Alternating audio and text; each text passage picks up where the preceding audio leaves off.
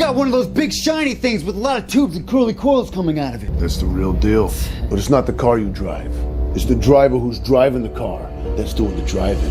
Nitrous oxide makes our cars go fast, and dentist jokes actually sound somewhat funny. If you've watched practically any movie in the last 20 years about racing cars, or have played any game from the Need for Speed or Midnight Club lineage, you are probably familiar with the term nitrous oxide. I need NOS. I need NOS. But besides being the little blue bar that magically refills, what exactly is nitrous oxide, and should you be running it in your car? Welcome to Martiniworks. We are here to help you modify your car. And if you click on a video and see me, well then you can probably expect some real nerd shit is about to be thrown your way. I'm brought in anytime some explanation needs to be had on just how stuff works. But if you ever want to see all three of us, including Dakota, Alex, and sometimes people that are maybe a little bit cooler than us, make sure to check out the Martiniworks podcast right here on YouTube or anywhere that you listen to podcasts. Anyway, what in the world is nitrous oxide, and does anyone know if the drink still comes in those cool little bottles? I need to know. To answer the first question though, nitrous oxide or nitrous or NOS is a gas composed of 2 nitrogen atoms and 1 oxygen atom. By itself, not very interesting. It's literally just a gas. We literally have nitrogen and oxygen that's all around us, so what the hell makes this so special, and what is the magic that's in play when you put it into a bottle? Well, when you take this mixture of gas and you pressurize it into a tank or a bottle, it can provide quite a bit of boost in power when injected into an engine. Some of the first documented uses of nitrous oxide in internal combustion engines actually dates all the way back to World War II, where the German Luftwaffe was experimenting with the benefits of nitrous oxide during high altitude combat in operations. When you fly at higher altitudes, there is a lack of oxygen up there, which can drastically reduce the power and efficiency of internal combustion engines. When this combination of nitrogen and oxygen is injected into an engine and is heated to right around 570 degrees or so, that mixture breaks down and releases a ton of oxygen for the engine to use, in turn allowing more fuel to be burned and producing more power. Worked pretty good. War has a tendency to drive innovation, and sometimes that innovation somehow finds its way into the hands of people who just want to make their car go stupid fast. Today there are 2 main types of nitrous systems that have been developed for automotive use, and they are classified as either a wet nitrous system or a dry nitrous system. A wet system mixes the nitrous oxide with fuel before it gets introduced and injected into the engine, ensuring a balanced air-fuel ratio. These types of systems are typically used when going after some really high horsepower numbers and money, is no object. Dry systems, on the other hand, inject nitrous oxide directly into the intake manifold, relying on the engine's fuel system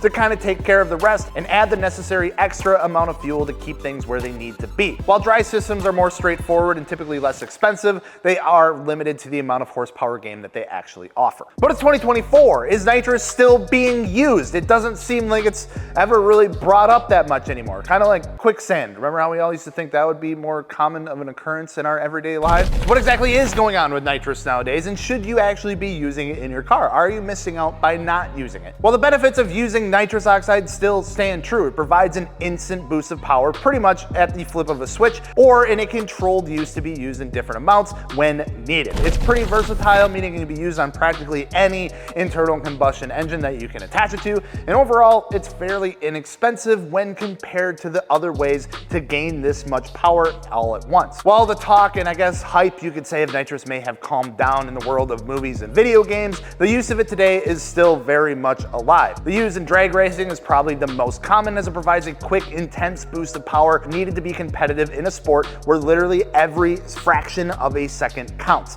It's also being commonly used in the world of Formula Drift at the moment. This is a great example of how nitrous can be used in a controlled way instead of just on or off. Thanks to the types of engine management systems that are found today, especially in the world of Formula Drift, teams are able to use them to control the amounts of nitrous oxide at specific RPMs and specific gearing to help the cars get off the line as fast as they can and to keep the turbo spooling throughout the entire time. So I mean, that all sounds great, doesn't it? A relatively cheap way to gain a bunch of horsepower without a ton of work? Sign me up. Well, hold your boost button there, cowboy, because before you go slapping on a couple of big ones in your car, there are some things that you should know before you send you and your car to the moon. First thing, as you can imagine, adding a bunch of horsepower at the flip of a switch to a stock engine isn't really the best thing for it. I'm sure by now you've all seen the videos of someone who may have found a half-empty bottle of nitrous and maybe themselves a bit under the influence of something and decided to just crack the rest of that bottle into the intake of a stock LS just to see what happens. The amount of additional oxygen that is provided and burned increases combustion temperatures and pressure within an engine drastically. And if your engine is not prepared for that, i.e. stock or has like 300,000 miles on it, it's probably not gonna end well. A controlled amount is what you're going to need, as well as a tune to tell your engine what to do with all this extra oxygen that it is now getting. Now, unfortunately, this is real life, and as much as I'd love to tell you that your tanks will just magically refill by hitting a sick drift or having a close call with a vehicle in the other lane, it won't. This is a finite resource when it is installed in your vehicle, just like gasoline, and it can be used up pretty quickly, meaning that buying it once is not endgame. Once you use it, you will have to get it refilled, which of course costs money. From what I can see right now, that is typically right around $8 to $10 a pound. And with your typical bottle size being around 10 pounds, you can estimate at least $100 for a refill of your bottle. So should you run nitrous? Honestly, in my opinion, the idea of having nitrous hooked up to a car is pretty freaking sick, and I'd love to have it. But for me, it doesn't really make that much sense other than the fact to just say, yeah, I have nitrous in my car and it's pretty dope.